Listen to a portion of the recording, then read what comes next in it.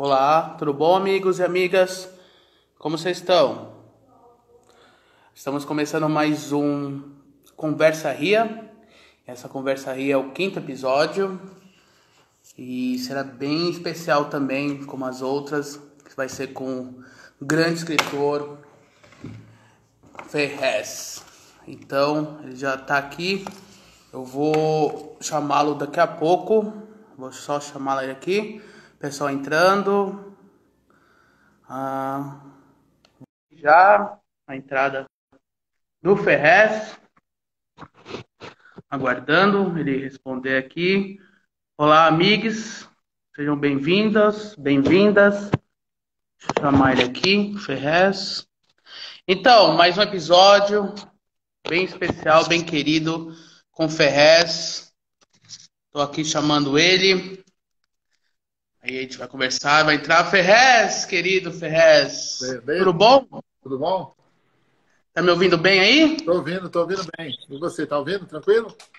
Tô ouvindo tranquilo. O pessoal tá entrando aqui. Quero agradecer enormemente por ter aceito o convite, viu? Participar aqui do Conversa Ria. Que, como eu te falei, é um programa de entrevistas que eu estou fazendo por meio de lives, assim, nesse momento de pandemia, né? E já participaram o Mutarelli, nosso querido amigo Mutarelli, nossa querida amiga Cidinha da Silva, Walter Ugumãe e a Cristina Judar. Você é o nosso 5º convidado, 5º episódio. Eu tô nessa nova empreitada de entrevistador. Pô, legal, cara. Eu fico feliz. Obrigado pelo convite. É, esse convite serviu para mim poder pagar minha boca. Porque eu disse para um monte de gente que eu não ia fazer mais live. Eu falei, pô, eu não gosto de live, velho. Eu não gosto. Aí quando você convidou, eu falei, ferrou, mano. O cara é gente boa, vou ter que aceitar. Aí é foda. Então, estamos aí. Salve, salve, todo mundo tá do outro lado. Aí chama os amigos, chama os inimigos para poder nós travar essas batalhas do dia a dia aí. Sim, pô, brigadão mesmo, viu, novamente por ter aceitado essa nossa troca de ideia. E o programa é assim, eu vou perguntando, é bem informal, viu? A gente vai trocando umas ideias sobre o seu começo, os seus trabalhos sociais, até o programa, os vídeos no YouTube. Então a gente vai 1 hora assim conversando sobre essas questões. Eu vou te apresentar aqui pro pessoal rapidinho. Eu fiz aqui um resumo da sua bio, que o Ferrez é romancista, contista e poeta. Fundador da Undasul, grupo que promove eventos e ações culturais na região do Capão Redondo. Já tem 21 anos, né? Undasul, de 99, né? Sim, 21 anos. E também ele é fundador da ONG Interferência, que trabalha com crianças da Zona Sul, e fundou o Selo Povo, uma editora independente. Em 2019, anunciou uma parceria com o youtuber Thiago Ferreira, do canal Comic Zone, e criou uma editora de quadrinhos. A gente vai falar também sobre a editora de quadrinhos. Ferrez é autor dos livros Capão Pecado, Manual Prático do Ódio, Deus foi almoçar, Ninguém é Inocente em São Paulo, Os Ricos Também Morrem, entre outros. E também vários livros foram traduzidos para diversos países também, né, Ferrez? Sim, sim. Eu publiquei vários romances e até livros de contos saíram em outros países também. São 19 países. Que bacana, bacana. E Ferrez, eu não podia deixar de começar essa nossa conversa, esse nosso Conversa Ria, né? Falando assim, cara, eu te acompanho há um bom tempo, sempre na caminhada, em bate-papos, em mesas de bares, conversando, assim. E você é uma pessoa, assim, que está sempre na correria literária, palestras, trabalhos sociais, levando a literatura para vários locais. E fomos acometidos pela uma pandemia, cara. E isso mudou toda a nossa rotina, até mesmo a nossa cabeça. Eu queria saber de ti, assim, como que você está levando, como que está o Ferrez atualmente, se vai afetar a sua escrita, se vai afetar sua rotina daqui para frente, se já está afetando, como que está a questão da pandemia para ti, cara?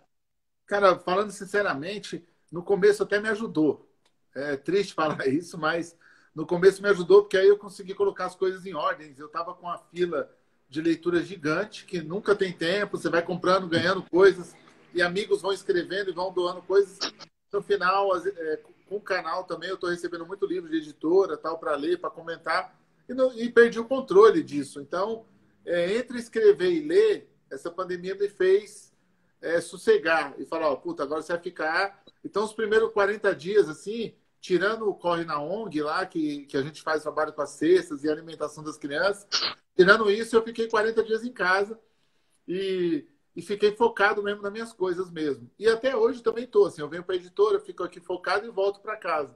Então, me ajudou a construir os textos que eu tinha que terminar. Eu tinha um texto que era uma história minha com o Lourenço lá em França, que é uma novela assim que eu estava escrevendo já tem um tempo. Precisava terminar, que o Lourenço fez os desenhos. E assim, agora ela está quase no fim mesmo, mas eu acho que ela demoraria mais 4 anos se não fosse a pandemia, tá ligado? Então, um outro Caramba. romance também que eu estava fazendo ajudou. Então, assim, eu até vi uma charge que eu acho que fala que é essa resposta, assim. Vida de escritor antes da pandemia. Tá lá o cara escrevendo. Vida de escritor depois da pandemia, o cara tá escrevendo. Agora, em termos de eventos, palestras e tudo, deu uma parada geral. Mas como eu tenho várias frentes, eu tenho lido com várias frentes, então não senti diferença de trampo, não, assim, tá ligado? Ah, pode crer, pode crer. É que pra mim, assim, a minha cabeça afetou muito, sabe, Ferrez? Eu fiquei bem, assim, afetou assim minha cabeça em questões até de ansiedade, assim, porque parece que a gente nunca vai sair disso, parece. Ainda mais no momento do Brasil que a gente tá vivendo, sabe, cara? É. Sempre um desgoverno, essa questão do epidemia tá sendo para quinto plano, não tá nem sendo uma coisa principal, sabe?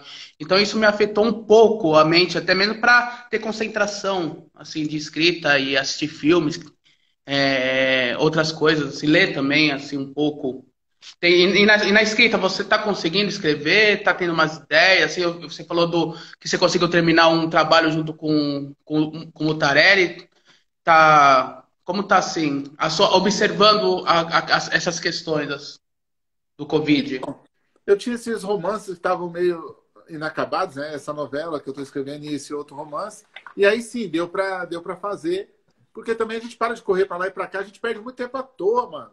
Jorge, se você parar para pensar, cara, a gente se dá muito para os outros. A gente é muito doado. Ah, vamos ali, vamos participar de um lançamento. Você nem quer a porra do livro do cara, você tem que ir no lançamento do cara. Sabe? Você fala, puta, eu vou lá naquele cara, nossa, mano. Mas é porque o cara é amigo do outro, que é amigo do outro. E no final, às vezes, o cara também tem um sonho, que você tem que ajudar no sonho do cara. Então você acaba se doando muito. Mas aí tira do foco, né? Você sai do foco do trampo mesmo, assim. Agora, eu também fiquei mal no começo, eu acho que também todo mundo ficou mal. Eu acho que ainda tem gente mal também, eu acho que é normal. Mas a gente tem que ver o outro lado, cara. Eu comecei a falar para meus amigos o seguinte, que a gente tem que olhar pelo lado que nós temos que estar vivos, que nós temos que escapar disso vivo. E todo o resto a gente contorna.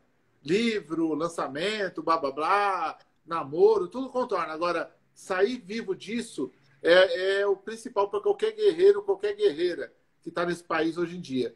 Então, é um país monstruosamente construído para destruir sonhos, para destruir as pessoas, e a gente tem que lutar para se manter vivo, para não passar por esse processo aí de carne moída, que é o que essa política está fazendo, tá ligado? Então, eu acho que a caminhada ficou dura e só alguns duros vão continuar caminhando. E que a gente pode chorar também, pode ficar depressivo, pode um dia estar Claro. mais ansioso. Tem dia que eu tenho vontade de sair para os lugares. Eu falo, mano, eu quero sair, eu quero ver gente. Mas a gente gosta de gente. A gente é apaixonado por gente. Então, por ser apaixonado por gente, a gente sofre mais. Nossa, total, total. Eu adorei, temos que sair vivo, temos que sair dessa vivo e que a gente adora a gente. Isso é perfeito. Para mim também é a mesma coisa. Ferrez, querido, me conta assim do seu começo. Eu adoro uma história que você conta do seu primeiro livro de poemas, né? O seu primeiro livro, que é livro de poemas, e como foi essa trajetória que eu acho fenomenal, que você pregava as poesias no seu trampo, aí tinha a alemã, a chefe alemã, até chegar assim, porque é um sonho, como você falou, é o sonho de muita gente lançar e não sabe que o corre é bem mais denso, assim, né? Sim, eu tinha uma vida normal de trabalhador, eu ia trabalhar em Santo Amaro, numa empresa onde eu trabalhava no arquivo morto. E aí, até chegar nessa empresa, eu via várias poesias no poste. Tinha um projeto do Binho chamado Postesia, que ele pegava placas de políticos e transformava em poesia. E era o único contato que eu tinha com poesia. E nessa época também o Titãs, o Arnaldo Antunes estava saindo do Titãs, montando um CD solo, lançou ainda esse CD, e aí também era outro CD de poesia que eu gostei bastante. E aí eu tive a vontade de escrever um livro, porque eu gostava da menina da escola, não tinha coragem de chegar nela, falei, vou escrever um livro, né, mano? E vou escrever uns poemas e tal. E aí isso virou poesia que eu comecei a distribuir na firma. Deixava no lugar, deixava no banheiro, deixava no lugar do cafezinho. E aí a dona Ana, que é a dona da empresa, olhou esses negócios e falou, ó, isso aqui é você que faz? Eu falei, eu com muito medo, falei, sou. Ela falou, pô, a gente vai patrocinar um livro, então o que você acha? A gente fazer um livro. E todo mundo da firma ficou revoltado, que falou, pô, esse cara aí, vocês vão patrocinar um livro desse cara. Mas ela gostava de poesia. E aí a minha história começou nisso. Eu comecei a fazer essas poesias em formato de livro, a empresa lançou, mas quando eu fui distribuir, não tinha espaço nos lugares para distribuir, né? Não tinha espaço, assim, para poder divulgar. E aí eu passei poucas e boas, cara. Fui em livraria que jogou meu livro fora, fui em lançamento de show que o cara pegou o livro quando ele ganhou e rasgou a capa para outro artista autografar. Tudo isso que os caras no começo da carreira, ou depois, durante toda a carreira, passam também. Tem cara que passa essa porra a carreira toda. É um sofrimento atrás do outro. Mas o pior motivo foi quando eu fui na distribuidora, no Brás, e aí chegou lá, o cara pediu 800 livros e eu fui levar, peguei carona com o cara, e chegou lá, era mentira. Assim, o cara tinha pedido 8 livros de amostra e eu não tinha onde colocar esses livros. Assim, eu conto essa história num TED aí, quem quiser pesquisar na internet, só pôr lá Ferrez TED, que tem essa história completa. E aí, dali, eu voltei com esses livros por baixo da catraca no ônibus durante meses para poder resgatar esses livros aí com a ajuda de um amigo meu, Cebola, um amigo de infância. Eu e ele ficamos buscando esses livros aí. Mas eu não desisti, cara, porque é escritor, poeta, já é uma escolha horrível nesse país você escolher isso. Né? Sei lá, se tem escolha pior do que isso. Mas eu tinha um sonho de ser escritor, então eu continuei. E hoje o livro é raro, hoje o livro vale R$ 200, assim, tipo, dá uma raiva danada. Você fala, se eu tivesse naquela época, eu não teria passado a fome que eu passei, sabe? O Ferrez, e queria que você contasse. Aliás, quero deixar o pessoal que está entrando, que está assistindo, quem quiser fazer perguntas, só deixar aí no comentário que a gente vai fazer pro Ferrez, beleza, pessoal? Suas primeiras leituras, Ferrez, como foi assim o começo? São quadrinhos também? Comigo foram os quadrinhos. Eu lembro até hoje que o meu avô me levava para banca de jornal e falava, escolhe aí. E às vezes eu pegava um quadrinho, a numeração, sabe, a edição era no meio de uma saga, então eu não estava entendendo, eu não entendia nada que acontecia, mas eu gostava das ilustrações e de aprender aos poucos a ler. E eu sei que você também foi com os quadrinhos, né? Sim, eu tive o contato com os quadrinhos logo cedo, por causa da minha mãe, do meu pai que comprava quadrinhos para mim, e eu lutava para ter um gibi ou outro, assim, então era muito. Era Uhum. difícil também, não era nada fácil, mas eu sempre falava, pai, me dá um dinheiro para comprar um gibi. Aí ele falava, pô, mas de novo, você já comprou anteontem? Eu falei, mas é outro, pai, é outra história. Até para continuar essa coisa do arco aí que você falou, a gente pegava no meio da história e não conseguia completar a história nunca. Mas eu pegava esses gibizinhos das bancas e lia desde a minha infância todinha, eu fiquei nisso. E eu também, depois que eu reconheci um pouco que eu era um cara solitário, né? Porque para você ficar lendo, o tanto que eu li nesses anos todos, assim, depois eu pego minha coleção, fico olhando, eu catalogava a minha coleção. Um dia eu mesmo entendi que eu falei, cara, esse cara era sozinho, mano, para ler tanto. Mas também eu fui namorar com, sei lá, 27 anos de idade, sabe assim? Então, eu fui um cara muito sozinho nessa parte, assim. Mas eu tive bons amigos também. Eu brincava com o pessoal na rua, morava dentro de uma favela, que é o Jardim Comercial. Então eu tinha os amigos e tal. Tive a infância normal, mas eu tinha aqueles momentos de ficar em casa lendo muito, assim, sabe? Me dediquei muito nessas leituras durante muitos anos. O Gabriel Messias aqui mandou uma pergunta que eu até ia fazer para você. Como você decidiu vou escrever, vou me aventurar vou entrar na literatura, vou começar a fazer ficção? E ele pergunta aqui, Gabriel Messias, o seu processo criativo. Como que é assim o processo do Ferrez na escrita? Cara, o meu processo criativo é caótico. Eu mandei até para um amigo meu hoje. Tinha um cara aqui, um pedreiro, furando uma cortina para mim. E tinha um pessoal limpando o sofá aqui, que eu chamei um cara para detetizar o sofá, que eu estou reformando a editora tal, até para dar um ânimo. Uhum. Nessa pandemia você tem que renovar os lugares, cara. Senão você fica maluco. É um conselho que eu dou. Você está em casa aí começa a mudar a sua casa, né? Tudo aquilo que você achou que você ia fazer quando se aposentar, que você ia se aposentar, faça agora, não tem jeito. Mas aí quando esse Eu barulho já, todo, eu já limpei uns livros aqui umas 3 vezes. Vários livros 3 vezes já não é? limpei. Porra, é aquele negócio. Agora a gente sabe quando é se aposentar. Pô, quando vai chegar o momento? Você vai ficar desse jeito, cara, totalmente maluco. Então, nesse barulho todo, eu estava escrevendo. Aí eu mandei até uma filmagem para um amigo meu, que está escrevendo um roteiro de um filme junto. E eu falei, olha aí, ó, a loucura do processo criativo. E ele falou, eu não consigo. E eu falei, eu consigo, porque a vida inteira eu escrevi no caos. Escrevi em bar, escrevi em lava rápido. Então, onde eu ia, eu estava ali com o meu caderninho. Eu ando com esses caderninhos, assim, de escrever, assim, o tempo todo, sabe? Esses caderninhos. Agora tem capa Sim. dura, bonitinho. Mas antes eles eram... Quer ver? Eu tenho um aqui que era do jeito que era antes aqui. Ai, caramba, cadê? Aqui, ó. Antes era assim, ó. Né?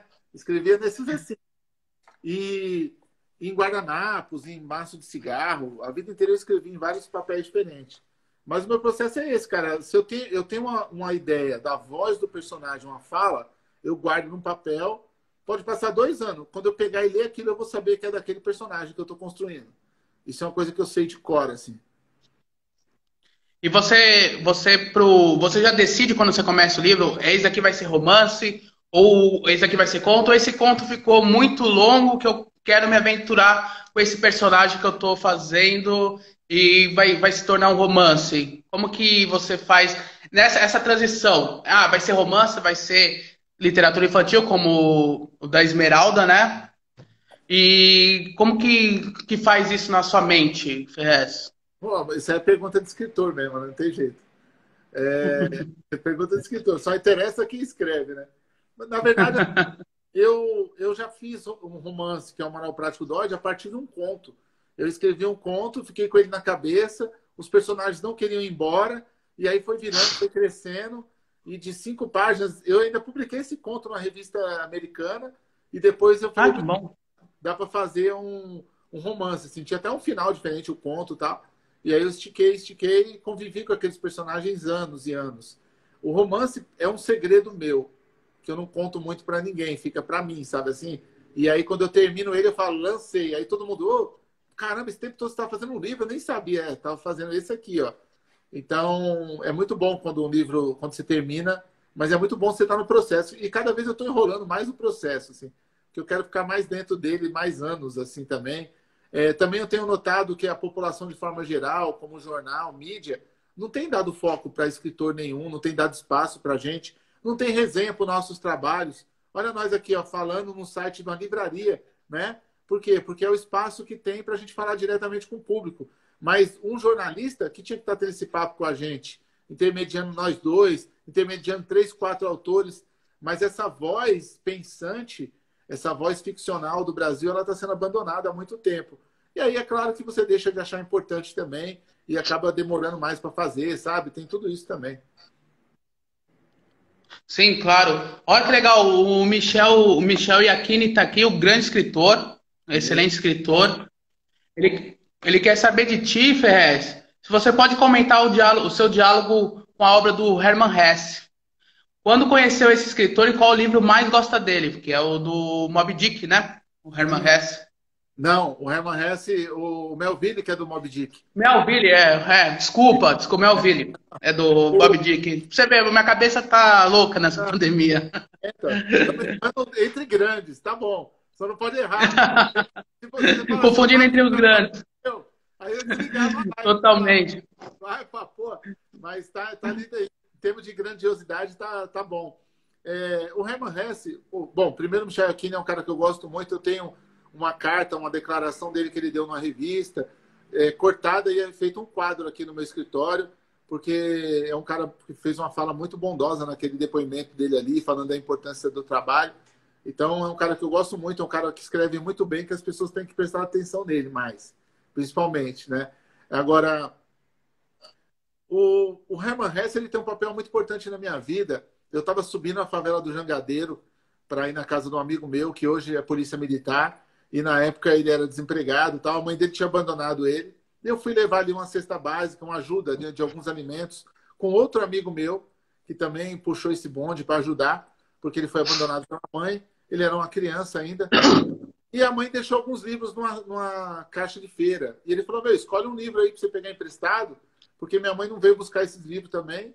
E eu falei, posso escolher mesmo? Ele falou, pode. E aí eu achei o Herman Hesse, o Demian, que é um livro dele que conta a história de um jovem e tal, Sim. vivendo naquela situação.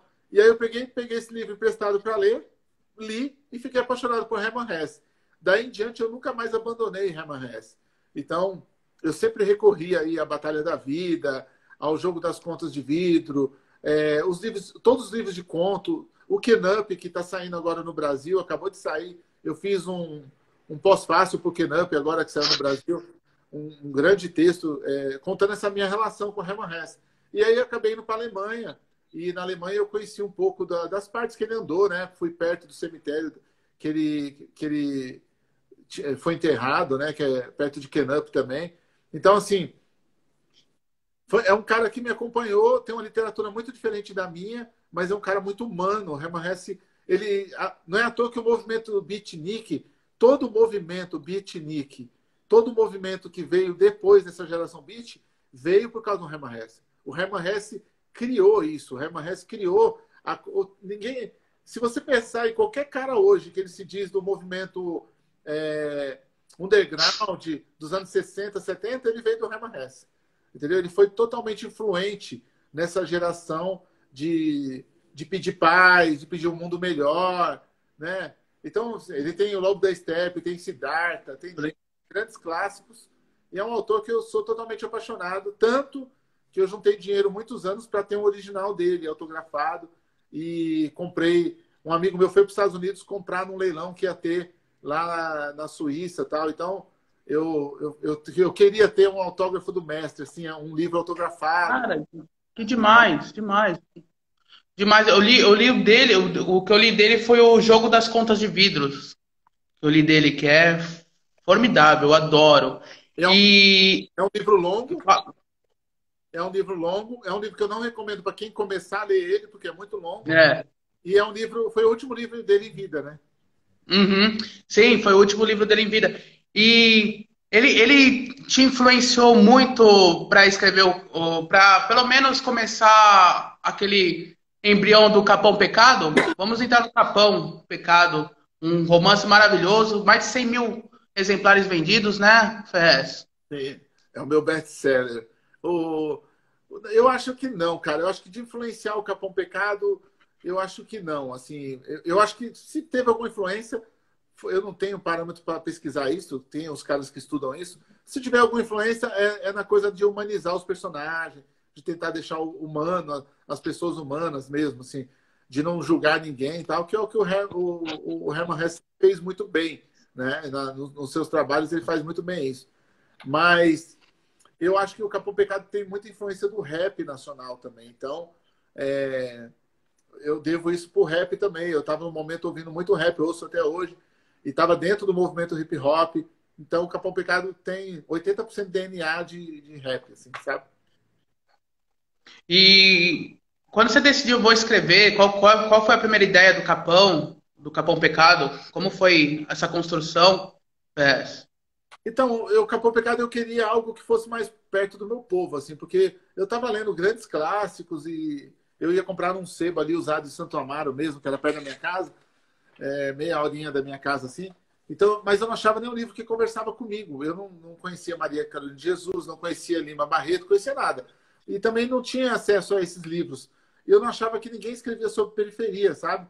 Então, o Capão Pecado foi uma tentativa de escrever sobre a realidade que eu estava vivendo e que eu não via ninguém escrevendo. Eu falava, mano, como não escreve sobre esse cara que rouba banco? Mas também como não escreve sobre esse motoboy? Como que um moleque da favela vai ler se não fala sobre o motoboy? Se está contando a história de um avião lá em Nova York, não sei o quê. Então, foi meio uma vontade de ter algo próximo disso, sabe? Sim, ótimo. Eu até ia fazer a próxima pergunta, mas o Marcelino Freire está nos assistindo aí. O Ó, que bom. Marcelino está assistindo. E Bem-vindo, ele mano. pergunta assim, para você contar sua bela amizade com o Mutarelli, o Lourenço Mutarelli. Desde o primeiro contato de vocês até caçando diabinhos na Alemanha. Como que foi? Ah, Ele pergunta. o Marcelino também faz parte disso, ele faz parte dessa amizade também. Você também. Nós somos um bando de. É um bando de homens é, envolvidos de tudo que é jeito com literatura aí. Todo mundo se tratando bem, né, mano? Eu já fui muito sozinho, agora ainda bem que eu não tô tão sozinho. Mas eu sempre fui fã do Mutarelli, desde que eu comprei o primeiro quadrinho, Transubstanciação. Acho ele um cara genial.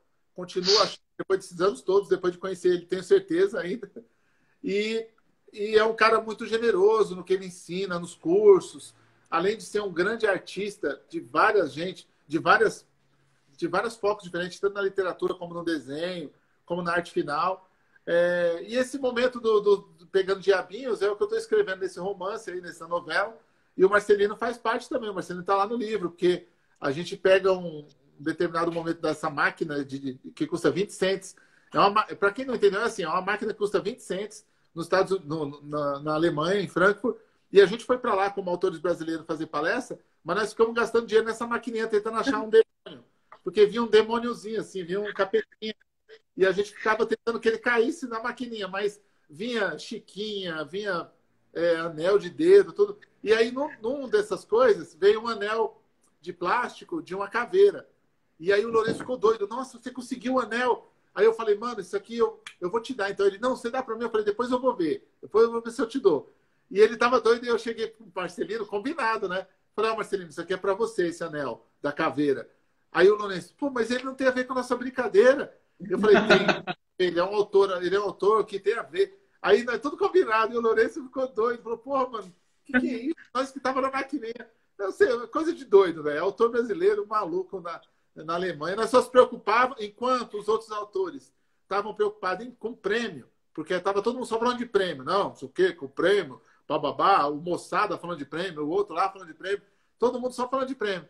E a gente estava se divertindo, mano. Tá ligado? E valeu muito a pena, porque a gente voltou muito melhor, muito mais amigo ainda.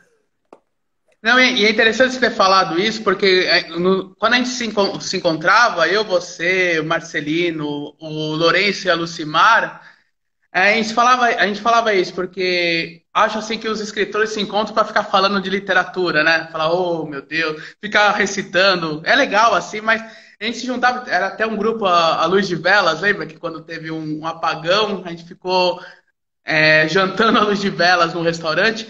Mas era assim, é um encontro que a gente ficava falando sobre as nossas vidas mesmo, né? Mesmo sobre o que está acontecendo, se eu estou devendo para alguém, eu paguei ou se eu paguei alguma conta, ou como que tá meu dia, como em quem eu dei o abraço, com quem eu falei, era mais ou menos isso. Não é só ficar falando de literatura, é mais a nossa vivência, né, cara? Não, e da hora assim, eu não sei se foi Churchill que comentou, não lembro quem foi, foi um americano, que ele fala assim, que grande. Ah, não, acho que foi Truman Capote, não tenho certeza agora. Hum. Ou se foi o escritor, acho que foi o Truman Capote. Mas que falou que é o seguinte: quando se junta eles falam de arte. Quando se juntam, Oi, eu acho que. quando se juntam banqueiros, o assunto é arte. E quando se juntam artistas, o assunto é o dinheiro do banco. Entendeu? Então, é isso, cara. A preocupação é sobreviver. E eu tenho uma raiva de gente que se leva muito a sério, mano. O cara se levou muito a sério, que nem a gente estava em Frankfurt lá, e todo mundo amigo, tava trocando ideia. Daqui a pouco eu fui falar, cara, dá licença, que agora eu vou dar entrevista, eu tenho que me preparar. Aí eu falei, mas como você vai se preparar? Não, não posso falar com ninguém agora. Aí eu, nossa, que da hora. Já pensou se eu fizesse isso? Eu tenho que me preparar, eu levava um pau na quebrada, velho. Apanhava na quebrada. Vai falar com alguém lá, não posso falar com você porque eu vou dar entrevista. Ah, mano, você é louco, mano. Tem mais perguntas aqui. Eu tô com o notebook ligado aqui, por isso que as perguntas vêm. Aí eu dou uma olhada aqui. A Samia Schiller disse: ah, Você desenvolve o livro todo na cabeça ou vai escrevendo em fluxos? Ou vai surgindo? Cara, isso varia de obra para obra, mas geralmente eu tenho um pouco da direção do que eu quero, assim. Eu sei o que eu quero provocar, sabe? Assim, eu falo, puta, esse livro eu quero provocar isso, isso e isso. Então eu tenho uma noção. E depois, é claro, você vai juntando mais ideias, vai descartando outras. Mas uma linha principal, que geralmente no roteiro de novela você faz é a escaleta. Você tem a escaleta ali, que é uma coluna vertebral do livro, que é o que você quer levar até o fim. O livro pode mudar de tema, pode mudar de gênero, pode mudar de tudo, mas você tem a coluna principal, que é o que você quer provocar o leitor naquele momento. Então, todo livro meu, eu tive isso. Assim, o Capão Pecado era aquele momento, dentro da quebrada, um livro ingênuo, onde as pessoas se amavam daquela forma. E aí o Manual Prático dentro da periferia, onde já tem uns jovens que já matam, tal, já querem roubar um banco. Então, assim, cada livro tem uma estrutura meio que eu já penso no que eu quero trazer. Assim. Certo. Isso também, comigo eu vou também fazendo esses moldes, assim, escaleta, o que, que o personagem vai fazer, aí eu vou empurrando, assim, o que vai acontecendo. É bem assim, bem bacana esse jeito, né, Ferrez? Porra. Eu tenho uma outra pergunta do Odrep 420. Ferrez, o que você acha da literatura policial? Gosta? Acha que pode existir uma relação com a chamada literatura marginal? Que o cunho foi você que cunhou esse termo, né? Literatura marginal, né, Ferrez? Eu tive orgulho desse termo. Era um termo que alguns jornalistas usavam mal para poder julgar, sabe? Assim, para falar, aquele cara ali é literatura marginal, é poesia marginal. Então eu falava, não, a gente vai se apropriar disso e fazer uma coisa de verdade, fazer uma coisa com peso, né? Eu sempre acreditei que os nomes que eles jogam na gíria a gente tem que pegar e fazer virar, sabe, uma coisa positiva. Foi assim que o rap fez a vida toda. Periferia, gueto, malandragem virou palavras fortes dentro da quebrada. Então você começou a falar, ei, irmão, aquilo ali é coisa de malandro, hein? Sendo que o jornalista falava, ó, os malandros. Então a gente mudou o tom da coisa. Aí, isso é coisa de preto, hein, irmão. Isso é coisa de preto. Em vez de, isso é coisa de negro, de preto, sabe? Então você vê como a palavra, você pode usar ela. E tem gente que estraga a palavra. Tem gente que enfeia a palavra, né? E a gente tenta transformar ela em alguma coisa mais legal.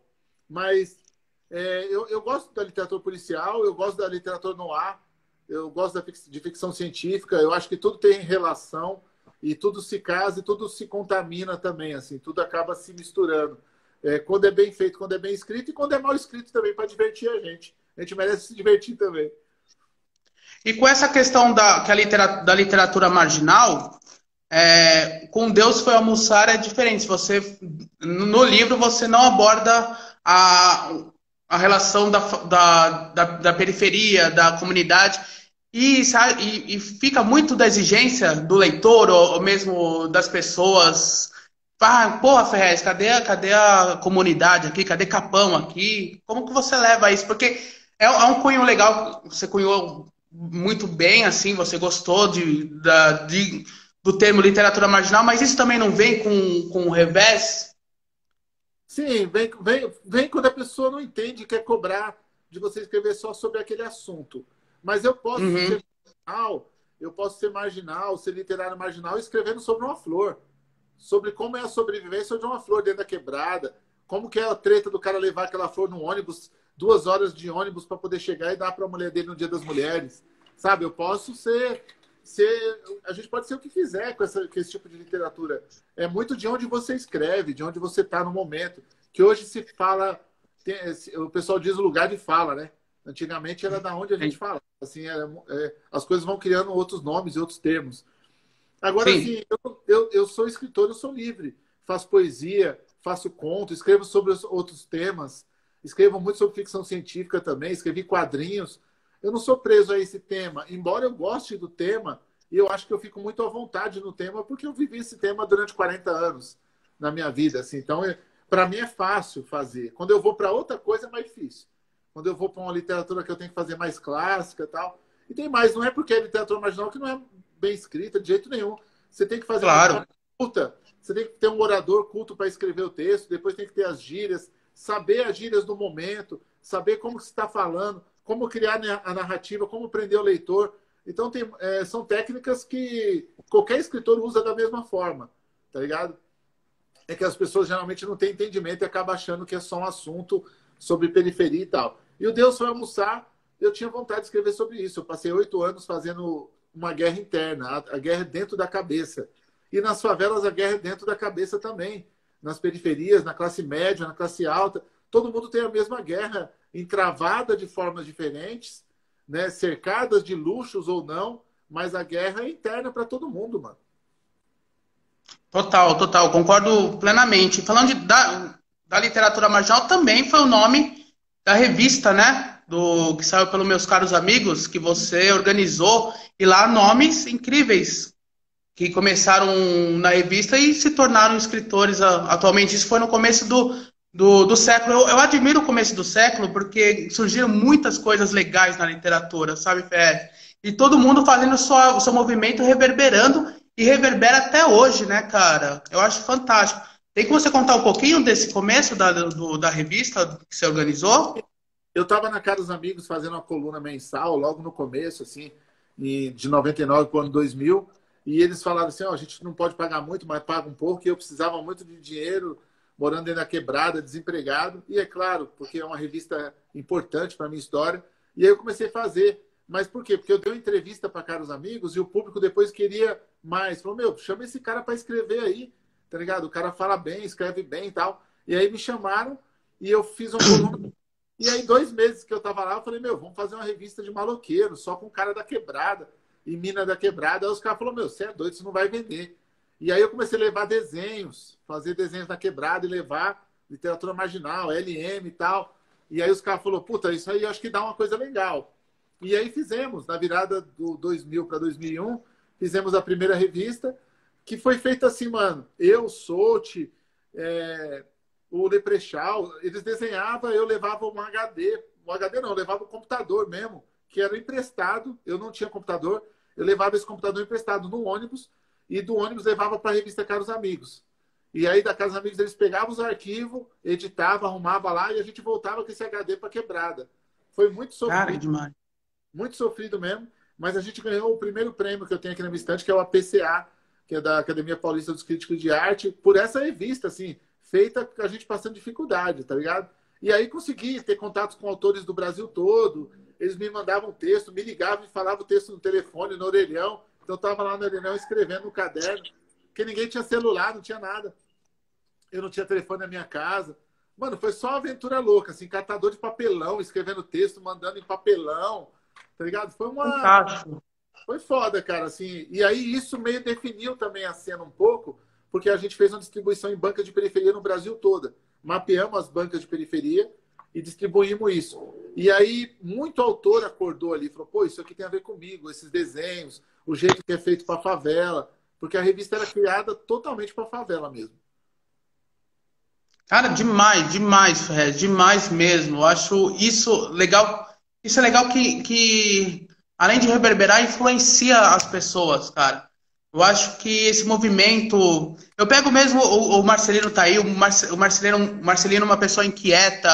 Você também é uma pessoa inquieta com a literatura. Isso vai levando, isso desde as palestras que você vai fazendo e na troca de ideias, nos projetos culturais. Eu acho que isso fala, pô, isso, o Brasil da literatura, da cultura, tá ainda tá sacudindo, não tá parado como muitos pensam, sabe? Eu acho isso fantástico, cara. Não, e na época também eu fui no lançamento do que o Marcelino fazia parte, que era uma revista chamada SPPS lá, que eles fizeram. Sim.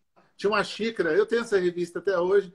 E aí eu fui ainda, peguei um busão aqui na quebrada, fui para esse lançamento, mas chegou lá e eu vi aqueles caras, mano, Massal, o Marcelino, tem um outro escritor também baixinho, que vive arrumando treta, Bonato? Bonassi, Ah, o o Mirizola. Merizola. Aí eu ainda falei assim, puta, mano, olha aqui é os escritores de verdade, eu vou embora, mano, aqui não tem espaço pra mim, não. Mas eu não sabia que o Merizola tava lá, senão eu falava, puta, esse não é de verdade. Se tem esse cara, dá pra mim ficar também. Se tem um idiota desse, dá pra você ficar. Qualquer um podia ficar naquela porra, na verdade. Se tem ele, mas vamos falar de gente mesmo, de escritor mesmo. Lá tinha uns caras pesados. O Bonassi, o Marcelino, tinha uns caras pesados mesmo. E aí eu olhei e falei, mano, você é louco, esses caras aqui é monstro. Eu tenho que voltar pra minha quebra mesmo e fazer minhas coisas lá. Eu não conseguia me identificar com os caras, sabe assim? Eu não conseguia achar uma sintonia com os caras. Falei, meu, você é louco. Aquela coisa de periferia, de você se sentir, sabe, menosprezado, de você sentir que você é menos que o outro. Isso é muito forte pra gente, né, mano? É muito fácil um cara de classe alta, classe média, ir de chinelo no shopping. A gente tem que ir com Mizuno, com New Balance, com Nike de R$ 2.000 para poder sentir que pertence ao lugar, sabe? Então, tem muita coisa aí nesse buraco aí que a gente tem que resolver. Mas são fatores, né? São gente que construiu história, né, mano? É gente que construiu história. A gente estava lá na hora que estava sendo construído. Isso é importante. Eu agradeço muito, porque são vocês que me influenciaram para entrar nessa escrita, cara, de coração mesmo. Você, Desculpa, o Marcelino, o Ferrez, o Mutarelli, sabe? São as desculpa, pessoas que falam. desculpa, desculpa. Desculpa, né? Meus pêsames. Um cara produtivo para a comunidade, produtivo para onde você veio. Desculpa, perdão para sua família. Me perdoe, família do Jorge Filhoni. Me perdoe. Pois é, vocês são os culpados, então. Ô, Rapaz, Fer, você falou uma coisa bem interessante do Mizuno, da Nike, do Adidas, e foi uma coisa que te incomodou, assim, na quebrada, que te deu um estalo para fazer a Onda Sul, né? Há 21 anos. sim, mano. É outra iniciativa também. O pessoal do outro lado não deve estar entendendo nada. Falando, esse cara é louco. Ele criou uma revista, criou uma marca. E vocês não sabem de nada. Se der tempo na live, a gente fala tudo que a gente inventou.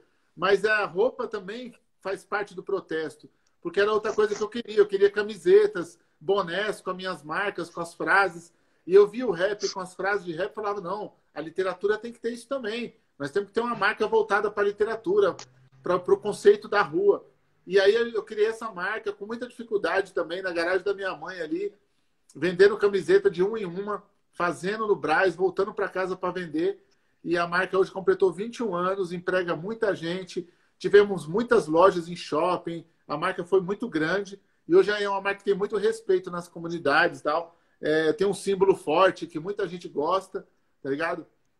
Então, assim, é um orgulho que eu tenho de ter trazido um brasão, ter trazido um símbolo para quebrada. Demais. Demais, Fez. E para confundir ainda mais as pessoas também, porque você não para, você sempre está fazendo coisas assim. Eu acompanho muito seus vídeos na internet. Todo dia você está publicando um vídeo. E está chegando a 40 mil seguidores já, o seu canal lá no YouTube. Eu vi do Queiroz, antes de entrarmos na live, eu já vi do Queiroz. Porra, Você legal. gravou.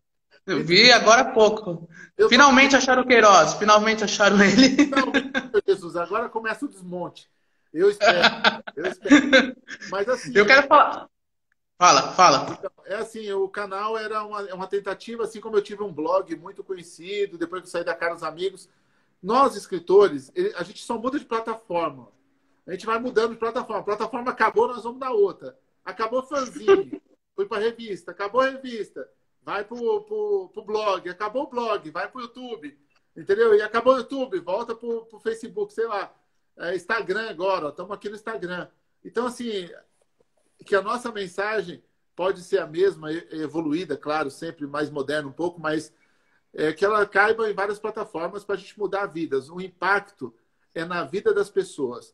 Porque a literatura, o conhecimento, a informação, ela serve para você discernir, não ter um abuso no casamento, não ter um abuso no emprego, para você discernir, criar o seu filho melhor, para você dar conhecimento e poder labutar um outro ser humano para se tornar melhor. A gente nunca pode perder o foco de que a cultura e a informação, ela transformam a vida, ela dá dignidade para essa vida. Ela faz você agir politicamente contra o opressor. Entendeu? Então, essa é a ferramenta que a gente tem que usar sempre. Muita gente esquece disso no processo. E aí vira guerra de vaidade, se perde. O cara acaba escrevendo mal, porque ele se vira fofoqueiro no meio, sabe? Começa a escrever só sobre fofoca. Então, o canal, para mim, é uma tentativa de pegar essas pessoas para o outro lado. Porque eu andava na rua e as pessoas me paravam o tempo todo. Oh, e aí, mano, o que você acha disso tal? O que você acha desse candidato? Aí eu falei, pô, mano, então eu vou falar isso num vídeo, sabe? Até para as pessoas se interessarem depois em ler, se elas quiserem um assunto mais profundo. Eu fico bem informado que os jornais parece que esquecem, a imprensa esquece. Fico bem informado como está a questão do Covid nas quebradas, né, cara? Até mesmo você chamando a atenção, porque aqui eu moro no centro, aqui na Barra Funda. E, cara, só de eu colocar o meu rosto na janela e vejo o movimento, as pessoas às vezes no, sem máscara, na aglomeração, não tem uma conscientização. Outros, lógico, tem a necessidade de trabalhar, porque tem alguma coisa que senão é mandado embora, mas há uma coisa assim que tá faltando um pouco de informação, e isso eu vejo no canal, nos seus vídeos, que você passa boas informações em relação ao que está acontecendo, né, Então, atualmente. é esse desespero, né, cara? A gente sabe que a internet é uma coisa que ela vai passar, o YouTube vai passar, os vídeos são feitos para poder durar aqueles dias e tal. Mas tem vídeos meus sobre isso, sobre o Covid e tal, que, cara, de verdade, dá desespero você falar um por um e você vê que as pessoas não acreditam. Recentemente, meu amigo meu falou, mano, isso aí não existe não, mano. Foi como não Putz, existe? Como não existe, pelo amor de Deus? Não, esses hospitais tá tudo vazio, é mentira, é política. Aí eu falei, mano, tá não. morrendo gente por minuto e você tá falando que não existe. Mas é tanta desinformação, WhatsApp,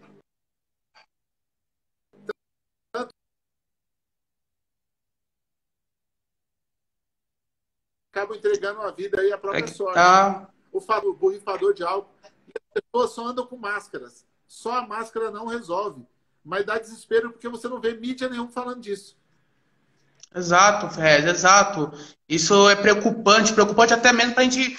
Quando a gente vai sair disso, sabe? Isso me deixa bem preocupado, desesperado Então, até. vai ficar Quando a gente vai.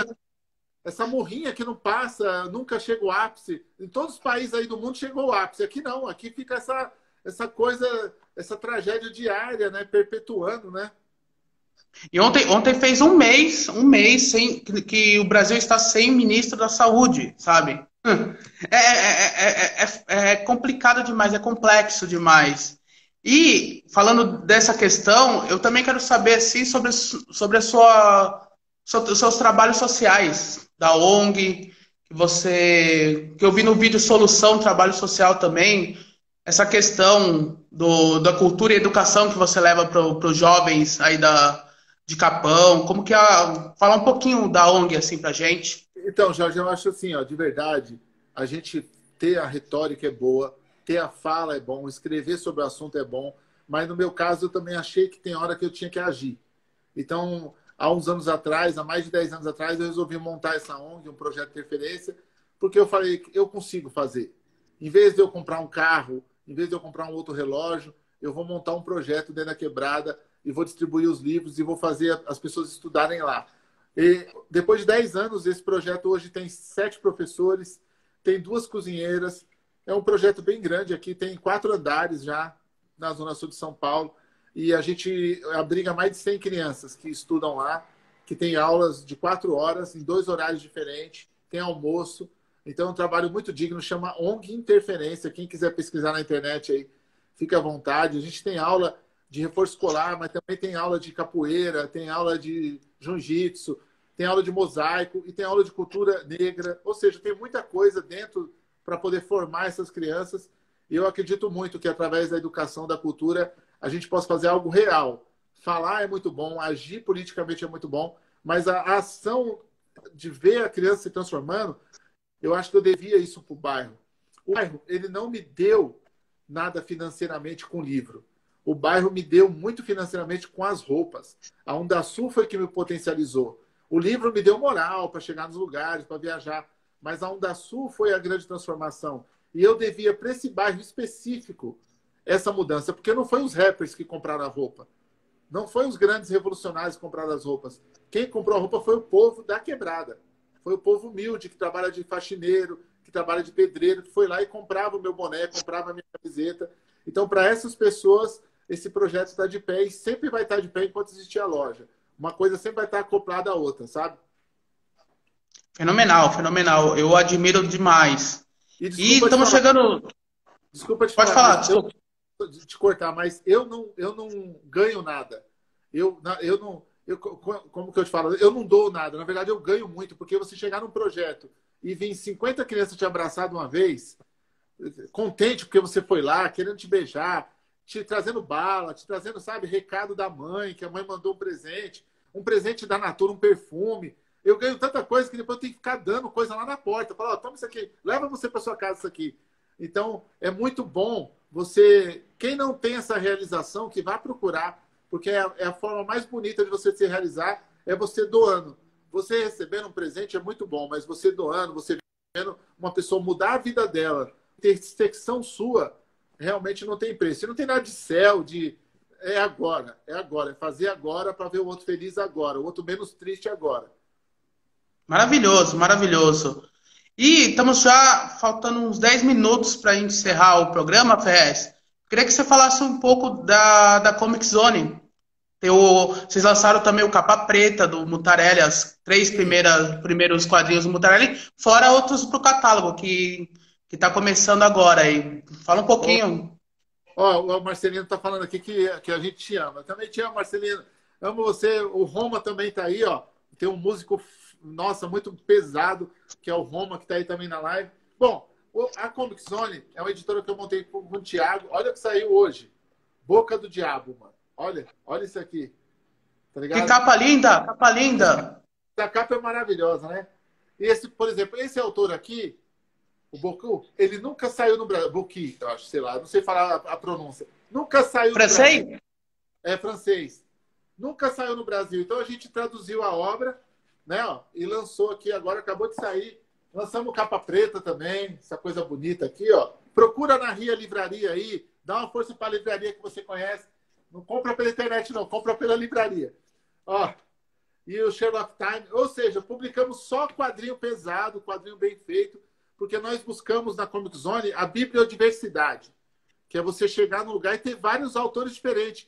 Não é só autor americano que precisa vender, né? Precisa você ter acesso a outras leituras. E trouxemos muitos argentinos, muitos europeus, agora estamos trazendo os franceses também, vai voltar a trazer argentinos de novo. Então a meta é essa, trouxemos o brasileiro também, que nem o Lourenço, né? Intergaláctico, brasileiro intergaláctico. Então a Comic Con tem essa postura.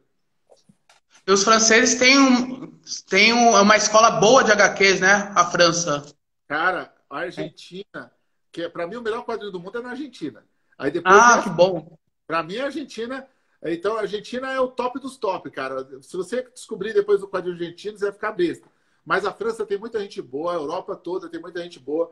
Então tem que trazer essa diversidade aí, mano. A gente trouxe um cara do Quebec também, chama Canção de Roland, que é o primeiro quadrinho que nós publicamos.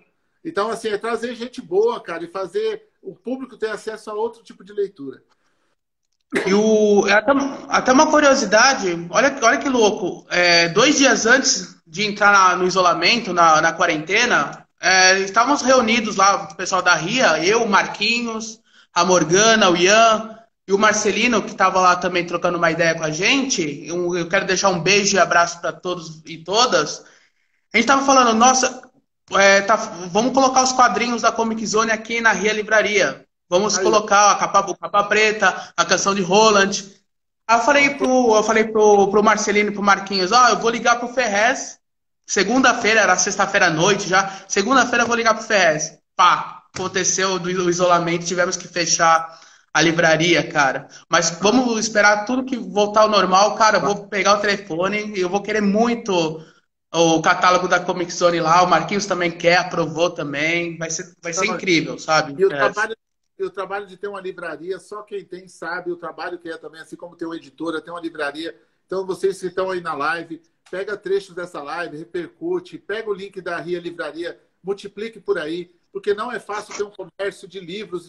É uma demonstração de amor você ter uma livraria aberta nesse momento, entendeu? E depois desse momento, as livrarias vão precisar de muita força. Então, junte seu dinheirinho para você comprar com sebos, livrarias, com todo mundo que está aí na luta. Sim, sem dúvida. Fez, para encerrar, uma última pergunta para ti, de coração. Primeiro, quero agradecer esse convite, esse papo que a gente teve. Muito obrigado por você participar dessa 1 hora aí, parar um pouco e conversar com a gente. Para mim, fenomenal de coração. Muito obrigado, viu, Fez? Valeu mesmo participar da Ria Livraria, Conversa Ria. E a minha última pergunta é: a literatura para o Ferrez. Porque você planta... não precisa agradecer. Paralisou, será? Paralisou um pouco a sua imagem, mas a sua voz está saindo. Aí, voltou. Ele não precisa agradecer porque você plantou isso. Você foi um cara muito gentil, muito participativo. Você é um cara que acredita no sonho do próximo. Então, nada que a gente fizer por você é muito.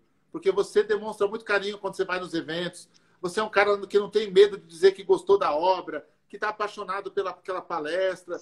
Então, você vai colher muita coisa boa. Além de ser um ótimo escritor, você é um ser humano que vale a pena ser contemporâneo. E você sabe que eu não sou paga-pau de ninguém, eu falo a verdade, né? Você Sim. sabe. Então, Por isso que eu estou emocionado, fiquei emocionado. Não, mas você é um cara muito verdadeiro. Nunca mude, sempre seja assim. Sempre deixa, quando a gente olha para você, a gente vê a criança que você é e a criança que você é. Então não apaga essa criança, não. Porque tem gente que vai envelhecendo e mata a criança que tem dentro dela. Tá bom? Agora, Obrigado, Fred. literatura para mim é isso, mano. É o poeta transmitir a vida e, de repente, ele transmitir através do livro, da poesia. Mas se você conhecer um poeta que ele não está vivo de verdade no olho, no brilho do olho, no carisma, então, de repente, não é bom ler esse tipo de livro, não. Nesse momento, não é bom, não. Ferrez, eu só quero te agradecer de novo.